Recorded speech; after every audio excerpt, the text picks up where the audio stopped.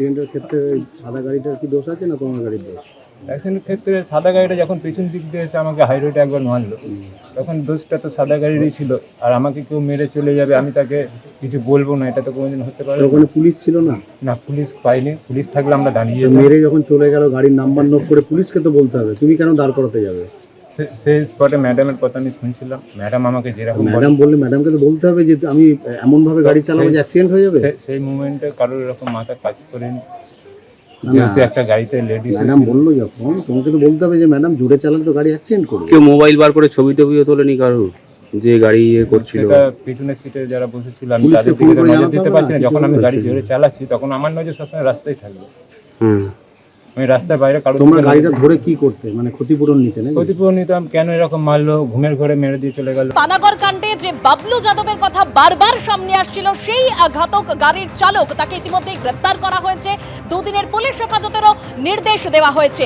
নিছক দুর্ঘটনা এরকমই আদালতে দাবি করেছে বাবলু যাদবের আইনজীবী। কেন সার্ভিস লেনে ঢুকেছিল সুতন্দ্রার গাড়ি, জানতে জেরার প্রয়োজন রয়েছে। মনোজ বন্দ্যোপাধ্যায় এই মুহূর্তে আমাদের সঙ্গে সরাসরি রয়েছে। মনোজ, বাবলু যাদবের দুদিনের পুলিশ হেফাজত তো হয়েছে, কিন্তু কোর্টে বাবলু যাদবের আইনজীবীর কি দাবি করলো? দেখো, বাবলু যাদবকে যখন আজকে কোর্টে তোলা হয় তখন বাবলু বিচারক এসিজেএম তিনি জিজ্ঞাসা করেন বাবলু যাদবের আইনজীবীকে যে আপনার কিছু বলার আছে। তখন তিনি বলেন যে এই ঘটনাটাতে 105 যে সেকশন দেওয়া রয়েছে সেটার কোনো মানেই হয় না। 105 দেওয়ার এই ঘটনাটাতে মিডিয়ায় প্রচার হয়েছে এবং সেই কারণে চাপে পড়ে 105 দেওয়া হয়েছে। এটা নিছক একটা দুর্ঘটনা, সিসিটিভি ফুটেজে পরিষ্কার দেখা যাচ্ছে একটা দুর্ঘটনা, এমনটাই দাবি করেন বাবলু যাদবের আইনজীবী। পাল্টা যিনি কাকসা থানা ইনভেস্টিগেশন অফিসার, তার কাছে বিচারক জানতে চান যে তিনি কি বলছেন। তখন তিনি বলেন যে কেন হাইওয়ে থেকে সার্ভিস লেনে ঢুকেছিল ধাওয়া করে ওই সুতন্দ্র চট্টোপাধ্যায়ের গাড়ি, সেই বিষয়ে কিছু জিজ্ঞাসাবাদের আরও প্রয়োজন, সে কারণেই তিনি হেফাজতে চাইছেন।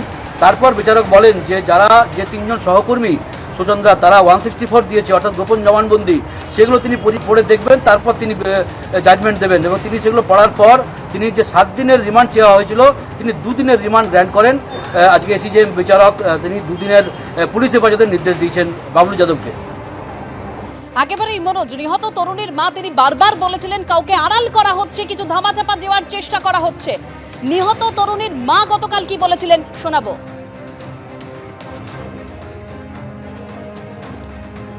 বাবলু যাদবকে ইতিমধ্যে গ্রেপ্তার করা হয়েছে, 2 দিনের পুলিশ হেফাজত হয়েছে, কিন্তু বাবলু যাদবের আইনজীবী তিনি দাবি করছেন নিছকই একটা দুর্ঘটনা। অর্থাৎ বাবলু যাদবের আইনজীবী তিনি বলছেন যে এটা নিছকই দুর্ঘটনা। অর্থাৎ বাবলু যাদবের বিরুদ্ধে যে সরাসরি অভিযোগ উঠছে সেই অভিযোগ খারিজ করে দিয়েছে, কিন্তু পুলিশের তরফে বলা হয়েছে যে তাকে আরও জেরার প্রয়োজন, সেই জন্য তাকে হেফাজত নেওয়ার দরকার হয়েছে এবং সেই আবেদন মঞ্জুর করেছে আদালত।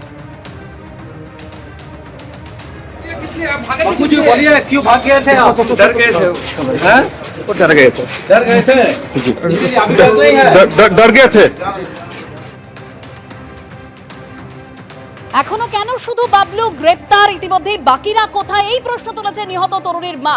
তবে আইনজীবী কি বলছেন শোনাবো।